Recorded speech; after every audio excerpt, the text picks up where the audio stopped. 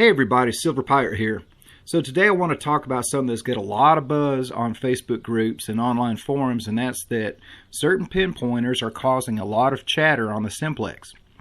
So at the heart of this issue is when somebody uses their pinpointer, it causes unbelievable chatter on the Simplex. Now I've seen these videos, I've seen it happening, and it is really ridiculous.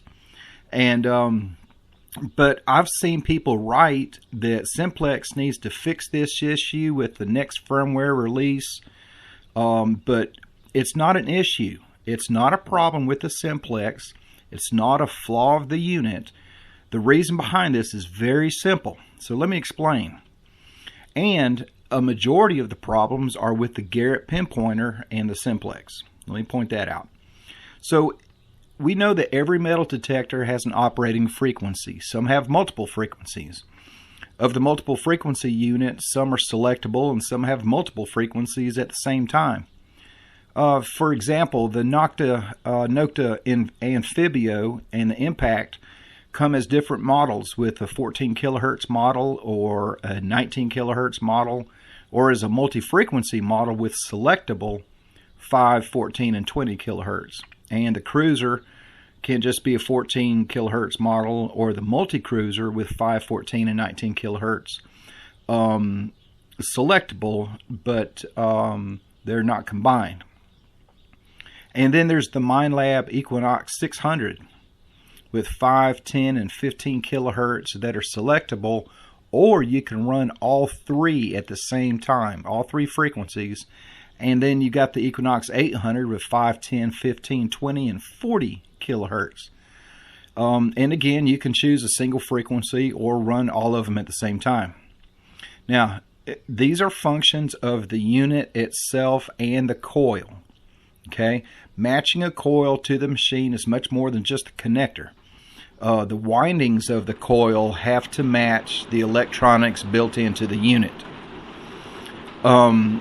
And then we got the pinpointers. All right, just like detectors, pinpointers have an operating frequency. Most of them are VLH technology, but some are pulse induction. And basically, they're metal detectors with a built-in 1-inch coil. That's really all a pinpointer is.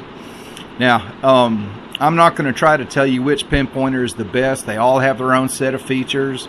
Some are waterproof. They work at different frequencies. Some are cheap. Some are a little bit more expensive.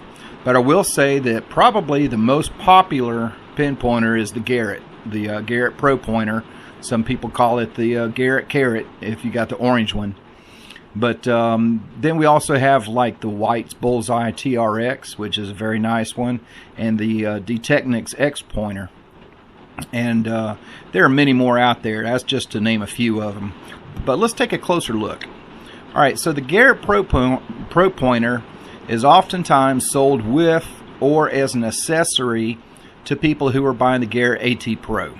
Okay, the AT Pro operates at 15 kilohertz, and the pinpointer operates at 11.5 kilohertz, 11.5. That's pretty good separation for the frequencies to not cause problems with each other. But when the Simplex is running at 12 kilohertz and the Garrett Pro Pointer is running at 11.5 kilohertz, for all practical purposes, that's basically the same frequency. It's way too close to each other to cause, and it's going to cause problems. And guess what? If you plan to use the White's TRX, it runs at 12 kilohertz also. So you may not want to try to use that one with the Simplex either. The Detechnix X Pointer runs at an amazing 95 kilohertz. Almost guaranteed not to interfere with any hobbyist metal detector on the market. So you're probably going to want to get a different pinpointer in the near future. A lot of people are opting for the Nokta Pulse Dive pinpointer, which is a pulse induction unit rather than VLH, and it runs at 3 kilohertz. And the Nokta pointer, which is another good one, but it runs at 11.6. So if you're going to use that one, I'd be cautious using that one with the Simplex. But when you're researching your next pinpointer, look up what the frequency is and get one that's far away from the detector that you're using, or you run the risk of running chatter on your metal detector. So now you can see that the chatter is not some kind of problem or issue that Nokta needs to fix. And I've seen people say, look, Nokta, you're going to have to fix this on the next one, or I'm selling my Simplex and I'll never buy another one of your units. Well, you know, it's not a flaw in the design. It's just a simple matter of you trying to use a pinpointer that is too close in frequency to the Simplex. That's it, plain and simple. That's all it is. So I hope this helped you out. And you know, the Simplex is a great machine. All of the pinpointers I've mentioned are fantastic pinpointers. I'm not saying anything bad about either one of them.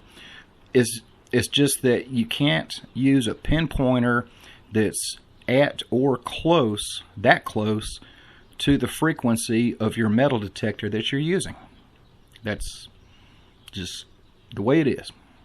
So anyway, I hope this helped you out. This is Silver Pirate, and good luck and happy hunting.